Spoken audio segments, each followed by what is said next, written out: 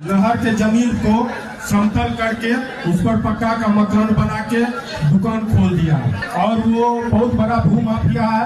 बस वो जमीन लिखवाया किसी और से और जाके उस जमीन पर चढ़ जाता है। क्या सीओ साहब, एसपी साहब, और ऐसे दुर्दांत अपराधी अगर जो माफिया और हम 5 पंचायत के आदमी उनके विरुद्ध आए हुए हैं, हाथ उठा के पूछ लीजिए। एसपी साहब 5 पंचायत के आदमी हाथ उठाइए। तो मेरा सर अंचल सोनबरसा का मंगवार गांव में मेरा घर हुआ।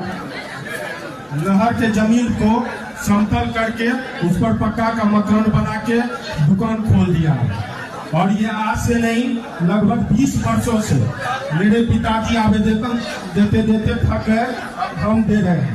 और वो बहुत बड़ा भू माफिया है। 1 साल के अंदर में 40 को केवाला करवाया है दूसरे किसी का, न उसका मोटेशन होता है।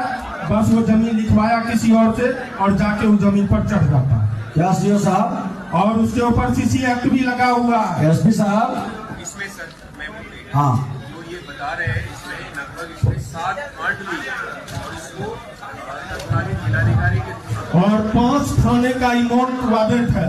सोनबरसा, सौर बाजार, पतरघाट और हम 5 पंचायत के आदमी उनके विरुद्ध आए हुए हैं, हाथ उठा के पूछ लीजिए। एसपी साहब 5 पंचायत के आदमी हाथ उठाइए। तो परेड, सबकुल्हा, मंगवार, अथलखा, ये मामला का सारा जांच करवा करके